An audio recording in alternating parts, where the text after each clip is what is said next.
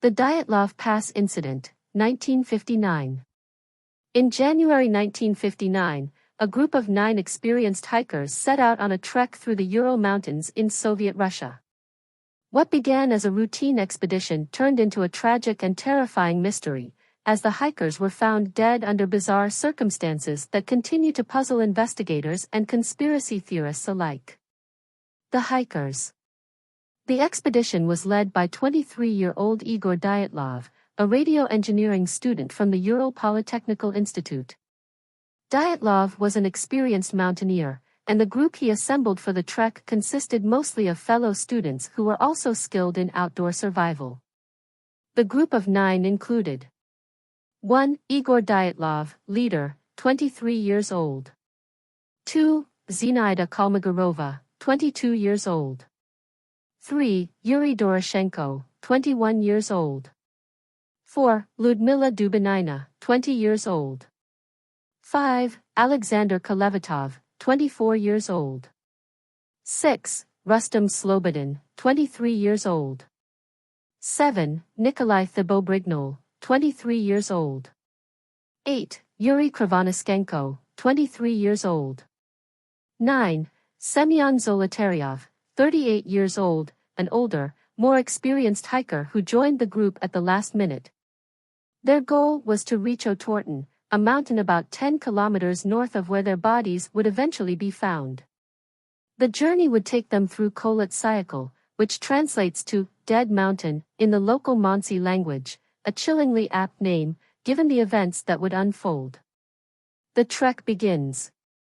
The group set out on January 27, 1959, in high spirits, despite the harsh winter conditions of the Ural Mountains. They made good progress during the first few days, but on January 28, one of the hikers, Yuri Yudin, fell ill and had to turn back. This decision would save his life, as he was the only one who would survive the expedition. The remaining 9 hikers continued on their journey, heading deeper into the mountains. On February 1, they reached a slope on Kholat Syakhl. For reasons that remain unclear, they decided to set up camp on the exposed mountainside rather than move to a forested area nearby that would have provided more shelter from the elements. That night, something happened that would lead to the deaths of all 9 members of the group. The search. When the hikers failed to return by the expected date of February 12, no immediate alarm was raised. Delays were common in such expeditions. However, by February 20, with no word from the group, their families demanded a search and rescue operation. A search party was launched, consisting of fellow students, military personnel, and later, investigators. On February 26, after days of searching, rescuers found the abandoned camp on Kholat Syakhl. The scene they discovered was inexplicable and deeply disturbing. The discovery of the camp.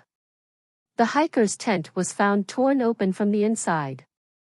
Their belongings, clothing, shoes, and equipment, were left behind, as if the group had fled in a panic. Investigators found footprints leading away from the tent, suggesting the hikers had run barefoot or wearing only socks in sub-zero temperatures. About 1.5 kilometers from the tent, near the edge of a forest, the bodies of Yuri Krivonischenko and Yuri Doroshenko were discovered. They were both found near a large cedar tree, lying in the snow with little clothing, wearing only their underwear, despite the freezing weather. Nearby, remnants of a small fire were found, indicating they had tried to stay warm. Investigators also noted that the branches of the cedar tree were broken up to 5 meters high, as if someone had attempted to climb it, possibly to look for the tent or to escape something. 3 more bodies were found between the cedar tree and the tent, those of Igor Dyatlov, Zinaida Kolmogorova, and Rustam Slobodin.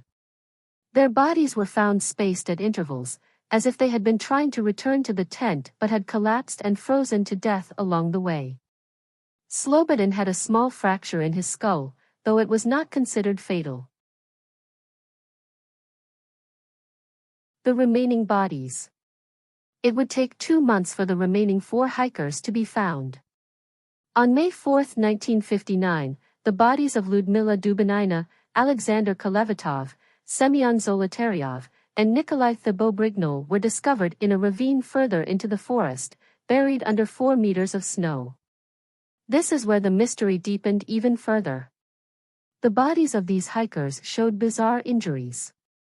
Dubinina and Thibault-Brignol had suffered massive internal trauma. Dubinina's ribs were broken, and Thibault-Brignol had a fractured skull. Zolotaryov also had broken ribs. Strangely, none of these injuries showed external signs of trauma, as if they had been subjected to a force too powerful to be human but not violent in the traditional sense.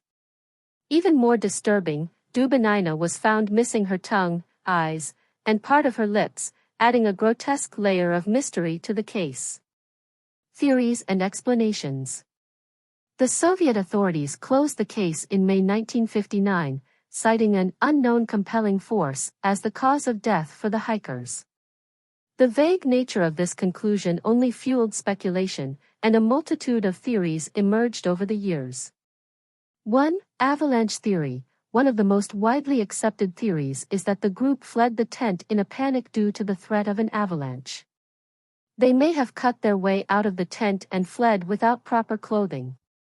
However, no evidence of an avalanche was found at the site, and the injuries sustained by the victims were inconsistent with an avalanche. 2. Infrasound theory. Another theory is that the hikers were affected by infrasound, a low-frequency sound wave generated by wind conditions that can cause feelings of unease, panic, and even physical discomfort. This could have led the group to experience irrational fear, causing them to flee the tent. 3. Military tests. Some believe that the hikers stumbled upon a secret military testing zone.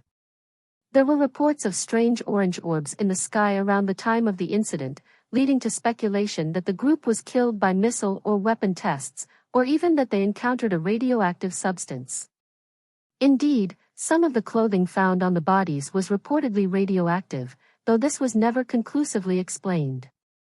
4. Paranormal theories.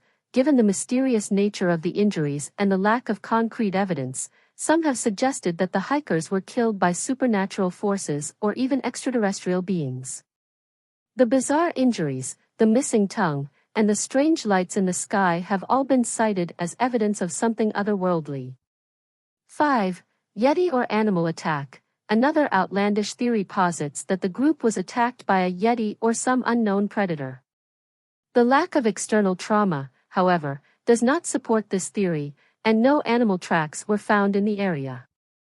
6. Internal conflict. Some have suggested that a fight may have broken out among the group members, leading to panic and injuries. However, the close-knit nature of the group and the fact that many injuries were internal make this theory unlikely. The radioactive mystery. One of the more peculiar aspects of the case was the discovery of radioactivity on some of the clothing worn by the victims. This led to a variety of conspiracy theories, including the possibility that the group had been exposed to some kind of radioactive material, possibly from a secret Soviet military test. However, the levels of radiation found were not high enough to explain the deaths, and no further evidence of radioactive contamination was found at the scene. The case was officially closed in May 1959, with the conclusion that the hikers had died due to an unknown compelling force. This vague explanation only added to the mystery, and the incident has continued to capture the imagination of people around the world. Over the years, the Dyatlov Pass incident has been the subject of books, documentaries, and countless investigations by both professionals and amateurs. In 2020, the Russian government reopened the case, but once again concluded that an avalanche was the most likely cause of death. However, this explanation did little to satisfy those who believe there is much more to the story.